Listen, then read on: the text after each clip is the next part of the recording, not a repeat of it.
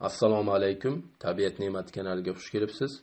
Barchalaringizga sog'lik, salomatlik tilagan holda bugungi mavzuimizni boshlaymiz. Bugungi mavzuimiz zanjabilning foydali xususiyatlari. Zanjabil tarkibida A, E, PP, C vitaminlari, B guruh vitaminlari, organik kislotalar, o'rni bosilmaydigan muhim aminokislotalar, makro va mikro elementlar mavjud. Zanjabil shamollashda, tomoq yallig'lanishda va og'riganda, grippda, yo'talni yengillashtirishda, hazm qilish organlari faoliyatini me'yorlashtirishda, oshqozon va ichak bezovtaligi hamda ovqat hazm qilish buzilishida tavsiya etiladi. Oshqozon va ichak yo'llari kasalliklarida zanjabil bilan qilingan parhez samaralidir. Zanjabilning yengil surgi xususiyati ham mavjud. Zanjabilning immunitetni ko'tarish va saqlash kabi foydali xususiyatlari ma'lum. U antioksidant xususiyatiga ham ega. Miyada qon aylanishini yaxshilashga yordam berib, xotiraga ijobiy ta'sir ko'rsatadi. Tomirlarni mustahkamlab, ularni egiluvchan qiladi. Qonni suyultiruvchi va xolesterin miqdorini kamaytiruvchi komponentlarni saqlaydi.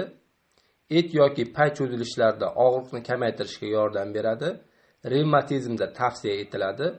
Qalqonsimon bez ishini me'yorlashuvga ijobiy ta'sir ko'rsatadi. Shuningdek, potensiyani kuchaytirishga ta'sir qilib, bepushtlikda ham tavsiya etiladi. Bachadon tonisi va jinsiy moyillikni kuchaytiradi. Terining holatini yaxshilaydi. Yuz terisining rangini tiniqlashtiradi. Zanjabil ekstraktini asal bilan qo'llash usuli: 10 gram zanjabil 100 ml qaynatilgan issiq yoki sovuq suvda eritib ichiladi. Kuniga 2-3 mahal ichish tavsiya etiladi. Shamollashda zanjabil ekstrakti asal bilan qaynatilgan issiq suvda suyultirib, kuniga 2-3 marotaba ichiladi. Sog'lom turmush tarzi kechiruvchilar va shamollash belgilarini oldini olish uchun zanjabil ekstraktini kunning qulay vaqtida ichishlari mumkin.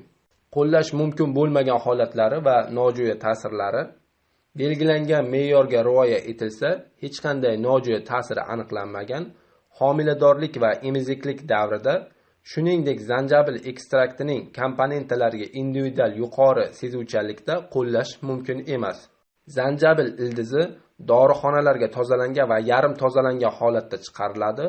U og'iz bo'shlig'i va tomoq yallig'lanishida yaxshi muolaja bo'ladi. Damlamasi va kukuni oshqozon yarasiga davodir. Ishtahani ochadi, taomlar hazm qilishini yaxshilaydi. Aterosklerozda, yog'lar va xolesterin almashinuvi buzilganda qon tomirlari holatini me'yorga soladi. Zanjabil ildizi sharbati asosida tayyorlangan murabbolar ham shu maqsadda qo'l keladi. Zanjabilli choy asal va limon bilan birga shamollash xastaliklarida tez qo'llaniladi. Bosh og'rig'ida, yelkada og'riqlar paydo bo'lganda, surunkali bot xastaliklarida undan kompress qilinadi. Zanjabil asab va ruhiy zo'riqishlar, tayanch harakat a'zolari xastaliklari, shamollash va virusli kasalliklarni davolashda ham yaxshi muolaja hisoblanadi.